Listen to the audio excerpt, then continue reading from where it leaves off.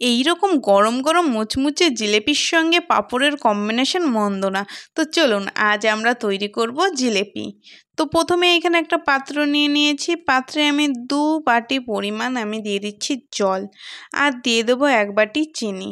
তোমরা চিনি আর জলের পরিমাণ এইভাবে ঠিক রাখবে। ও হ্যাঁ, আমি করছি এখানে জিলেপির জন্য শিরাটা চিনির।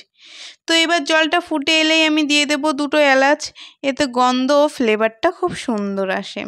তারপর আমি কালারের জন্য দিয়ে দিচ্ছি ফুড কালার। তোমরা যে কোনো ব্র্যান্ডেরই ইউজ করতে পারো, আর যদি কারো কাছে কেশর থাকে তো সে সেটা ইউজ করবে। আমার কাছে ছিল না বলে আমি এখানে কালারের ইউজ করেছি। এরপর জলটা আমাকে ভালো করে ফুটিয়ে নিতে হবে। তারপর এখানে আমরা তৈরি করে নেব জিলেপির ব্যাটারটা। তার জন্য প্রথমে নিয়ে নিয়েছি 1 বাটি পরিমাণ ময়দা। তারপর আমি নিয়ে নিচ্ছি 3 চামচ পরিমাণ মতন ঘি, এটা আমি গরম করে নিয়ে নিয়েছিলাম আগে। তারপরে দিয়ে দিচ্ছি ইনো। এই ইনোটার জন্যে আমাদের ব্যাটারটা বেশিক্ষণ রাখার কোনো প্রয়োজন নেই, ইনস্ট্যান্টে আমরা জিলেপিটা তৈরি করতে পারবো। তারপর সব উপকরণ ভালো করে মিশিয়ে অল্প অল্প করে জল দিয়ে আমরা ব্যাটারটা তৈরি করে নেব। একবারে বেশি জল দেবে না, তাতে আমাদের ব্যাটারটা বেশি পাতলা হয়ে যেতে পারে।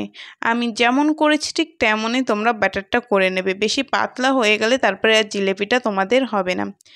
এরপর তোমরা একটা পাইপিং ব্যাগে এই ব্যাটারটা ভরে নেবে। যাদের কাছে পাইপিং ব্যাগ থাকবে না তারা আমার মতন একটা দইয়ের প্যাকেট বা অন্য কিছুর প্যাকেট একটু কেটে পরিষ্কার করে নিয়ে তার ভিতরে ব্যাটারটা দিয়ে তৈরি করে নেবে। তোমরা যারা আমার চ্যানেলটি সাবস্ক্রাইব করোনি জলদি জলদি সবাই সাবস্ক্রাইব করে দাও এবং বেল আইকনটাও ক্লিক করে দেবে। আমি খুব সহজে এবং অল্প উপকরণে রান্না করা দেখাই। তারপর আমি এখানে ব্যাগটার নিচে কেটে দিচ্ছি। এরপরে আমি গরম তেলে জিলেপিগুলো এক এক করে সব ভেজে নেব। আমাদের এটা গোল্ডেন ব্রাউন কালার না হওয়া পর্যন্ত ভাজতে হবে। বেশি ডিপ গোল্ডেন ব্রাউন করবে না, লাইট গোল্ডেন ব্রাউনই করবে। তারপরে আমাদের জিলেপিগুলো হয়ে গেলেই গরম গরম জিলেপিগুলো আমাদের চিনির শিরার মধ্যে দিয়ে দিতে হবে। ঠান্ডা হয়ে গেলে দিলে রসটা ভেতরে যাবে না, তার জন্য গরম গরমই ইনস্ট্যান্টই দিতে হবে।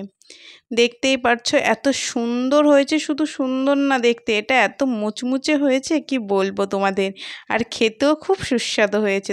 তো আজ এখানেই বিদায় নিচ্ছি, আবার দেখা হচ্ছে নতুন কোনো ভিডিও।